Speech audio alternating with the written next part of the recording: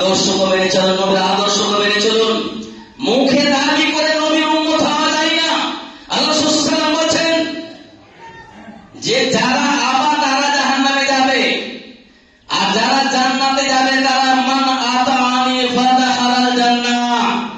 যারা আমার অনুসরণ করলো, কিভাবে অনুসরণ করলো? বিবাহ শাদী দিতে হবে রাসূলের পদ্ধতিতে, নামাজ পড়তে হবে রাসূলের পদ্ধতিতে, ঈদ করতে হবে রাসূলের পদ্ধতিতে, রোজা করতে হবে রাসূলের পদ্ধতিতে, ফিতরা দিতে হবে রাসূলের পদ্ধতিতে, ব্যবসা বাণিজ্য করতে হবে রাসূলের পদ্ধতিতে, মাথার চুল থেকে পায়ের নখ পর্যন্ত পোশাক, চুল কাটা, প্যান্ট পরা, পোশাক সবকিছু রাসূলের পদ্ধতিতে হতে হবে। আপনার ছেলে তো নাস্তিকের মতো চুল কাটে, আপনার ছেলে তো নাস্তিকের মতো প্যান্ট কাটে, আপনার বিয়ে তো ইহুদি নাসারার মতো, আপনার পোশাক তো খ্রিস্টানদের মতো, আপনার মেয়ে হচ্ছে বেধর্মীদের মতো। আর নিজেকে বলবেন যে আমি মুহাম্মদের উম্মত। মুহাম্মদের উম্মত হতে গেলে আপনাকে রাসূলের পদ্ধতিতে প্রত্যেকটা কাজ করতে হবে। কোনটা ভালো কোনটা খারাপ দেখে ভালো লাগতে পারে, দেখে সুন্দর লাগতে পারে, দেখে দেখে কাজ লাগতে পারে, সেই কাজ যাতে রাসূলের পদ্ধতিতে না হয়, হয় শিরক হবে, নাহলে বিদআত হবে, না হলে হারাম কাজ হবে। আজকে জালসা, এই জালসা যে জালসাগুলো হচ্ছে সরাসরি হারাম, পরিষ্কার ভাষা বলছি। এই যে জালসাতে জেনা হয়, যে জালসাতে গান বাজনা হয়, যে জালসাতে নামাজের পরোয়া করা হয় না, যে জালসাতে মাত্র 10টা লোক থাকবে জালসা করাই, 1000টা লোক থাকবে বাজারে জালসা করা যাবে না। এই জালসায় টাকা পয়সা দেওয়া যাবে না। এই জালসায় যেভাবে সহযোগিতা করবে প্রত্যেকটা পাপের এক অংশ তাকে নিতে হবে, যেভাবে সহযোগিতা করবে। আর জালসা হয় না তো, আজ তো মাদ্রাসার স্বার্থে, মসজিদের স্বার্থে, নিজের স্বার্থে, মানে যুবকদের স্বার্থে করা হচ্ছে। তা দেখতে ভালো জালসা করা, মাদ্রাসায় টাকা দিচ্ছেন, সেই মাদ্রাসায় যদি সঠিক ইলম চর্চা হয়। আজকে মাদ্রাসাতে ডান্স করা হচ্ছে, আজকে মাদ্রাসাতে টাকা ঘোটালা করা হচ্ছে, আজকে মাদ্রাসাতে সুশিক্ষার নামে কিছু নেই। মাদ্রাসায় পড়ে আসা যদি সমাজ সংশোধন না হয়, মাদ্রাসায় পড়ে এসে যদি বেনামাজি থাকে, মাদ্রাসায় পড়ে এসে যদি ইলমকে প্রচার প্রসার না করে, সে আবার মাদ্রাসা কিসের? আজকে মাদ্রাসা থাকাকালীন কেমন অন্যায় হবে? তার মানে আজকে অন্যায় অন্যায় অন্যায়। যেটা হাদিস পাঠ করেছি সে হাদিসটা নিজের বক্তব্য আমি শেষ করে দেবো। হাদিসটা হলো শেষ কথা। আজকে আদাব বিভিন্ন ভাবে আদাব এসেছে, আসছে, আসবে। নিজের মসজিদের কোনো খবর নেই, নিজের মসজিদ দুতলা তিনতলা সবই খালি। কোন থেকে বাবরি মসজিদ তৈরি করবে, ওখানে বাবরি মসজিদ হাঁটতে হাঁটতে বুড়া মানুষ চলতে পারে না, হাঁটুর ভাবে চলে, মসজিদে ইট দিতে গেছে, গাছ খেয়েছে। আরে নিজের মসজিদে নামাজ পড়ে না, পরে মসজিদ তৈরি করতে জামা হয়ে যাবে। কি পাগল কথা! নিজের মসজিদ যদি আজ মুসলমান রক্ষা করতো, নিজের মসজিদ যদি 5 বছর টাইম মুসলমান নামাজ পড়তো, সমাজে যদি বেনামাজি না থাকতো, সমাজে হারাম উপার্জন না থাকতো, সমাজে যদি নিশাদম না থাকতো, যে বাপরে মসজিদ ভেঙে গেছে কারো আম দেখাবার ক্ষমতা হতো না। কিন্তু ভেঙেছে তো মুসলমানরা, নিজের মসজিদও মুসলমান ভাঙছে। দেখ সময় শেষ হয়ে যাচ্ছে। হাদিস যেটা বলে আমার বক্তব্য শেষ করছি লাস্টে, যারা নামাজ পড়ছেন, যারা বেনামাজি, পরিষ্কার আবার ঝালিয়ে দিচ্ছি আমি, যারা বেনামাজি জুমার দিন সভ্যতার কারণে এসেছে, নিজেকে ভালো মনে করে সেটা ভালো নাই। আজ থেকে আপনি নিজেকে নামাজি হয়ে যান। আপনি যদি নামাজি না হন তাহলে আপনি মুসলিম নয়। আপনার জানাজা পড়া যাবে না, আপনার ফিতরা নেওয়া যাবে না, আপনার দান নেওয়া যাবে না, আপনার দান কোনো কাজে লাগবে না, বেনামাজির কোনো দান কাজে লাগবে না। যদি মুসলমান হতে চান, আল্লাহর আযাব থেকে বাঁচতে চান, আজ থেকে এখন থেকে আপনি আসর থেকে নামাজ আপনি পড়বেন, এটা আমার আশা। হাদিস যেটা বলতে চাইছি যে আল্লাহর আযাব আসতে গেলে কেউ রক্ষা করতে পারবে না। সেটা কি? ওয়াল্লাযী নাফসি বিয়াদিহি লাতা'মুরুনা বিল মা'রুফি ওয়া লা তানহাউনা আনিল মুনকার। ভালো করে শুনেন, যারা নামাজ পড়ছেন, বেনামাজি তো ক্লিয়ার করে দিলাম যে বেনামাজি আপনারা মুসলিম নয়, আর আপনাদের দোয়া কবুল হবে না, আর আপনাদের দানও কবুল হবে না। কিন্তু যারা নামাজ পড়ছেন তাদের জন্য এটা বার্তা।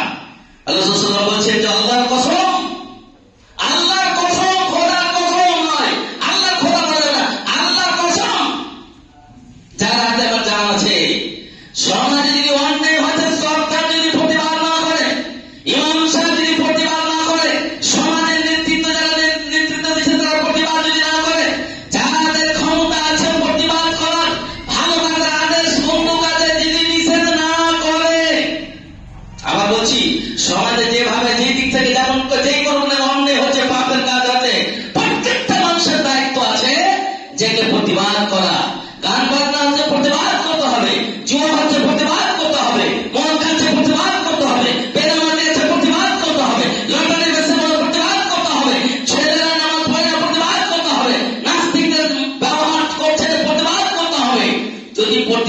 না করেন, প্রতিবাদ যদি না করেন, আর করবে কেন? সর্দার সাহেবরা করে না এই জন্য যে যদি ওর বিরুদ্ধে কথা বলি তো আমার দল কমে যাবে, ফেতরা কমে যাবে, হাঁড়ি বাসন গোশ কমে যাবে, আমার দল কমে যাবে, পয়সা কমে যাবে, এই জন্য প্রতিবাদ করে না।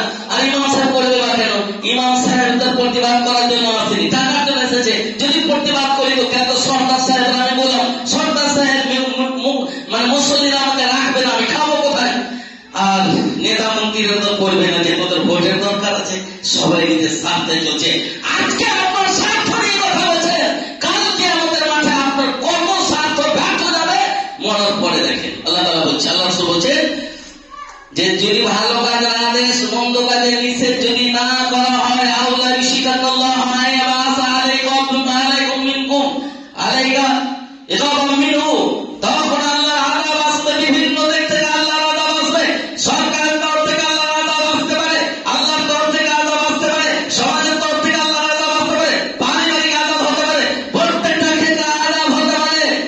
তখন সুম্মা তাদউনাহু, তখন দোয়া করবে, আল্লাহ এই লক্ষণপুরকে বাঁচিয়ে দাও, মুফতি সাহেব একটা দোয়া করে দিয়েন তো, আমি 100 টাকা দিলাম, দোয়া করে দিয়েন আমার এই কাজটা যেন সফল হয়ে যায়, এই কাজটা অমুক হয়ে যায়। তো দোয়া করলে খালি আল্লাহ তো মানে আপনার ইসলামটা হাওয়ায় লাড্ডু মানে খেয়ে নেওয়া হয়ে যাবে। আপনি হারাম খাবেন, বিড়ির কামাই খাবেন, তামাক জর্দা গুটখা খাবেন, সুদ খাবেন, অন্যের প্রতিবাদ করবেন না, ভালো কাজের আদেশ করবেন না।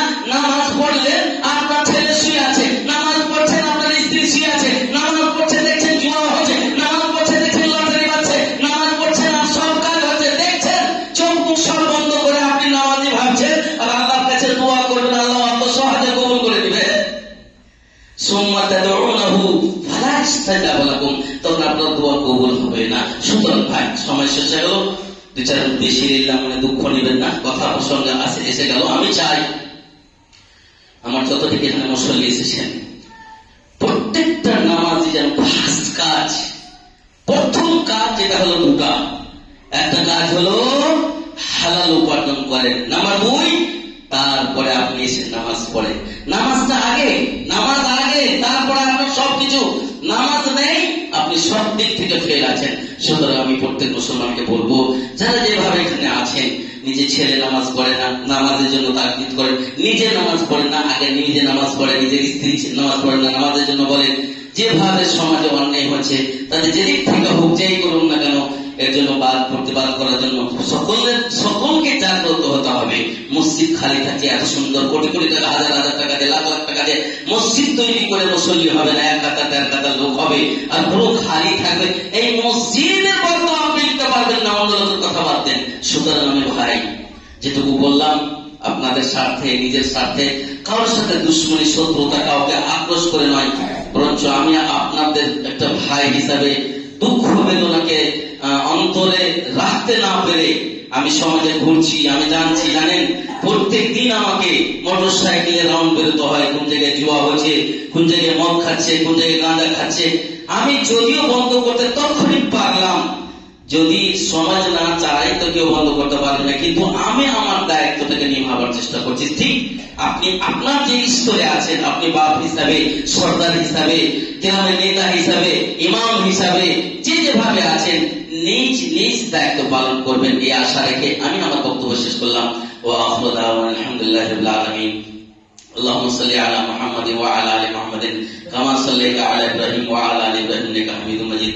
اللهم بارك على محمد وعلى ال محمد كما باركت على ابراهيم وعلى ال ابراهيم انك حميد مجيد. سبحان ربك رب العزة عما يصفون وسلام على المرسلين والحمد لله.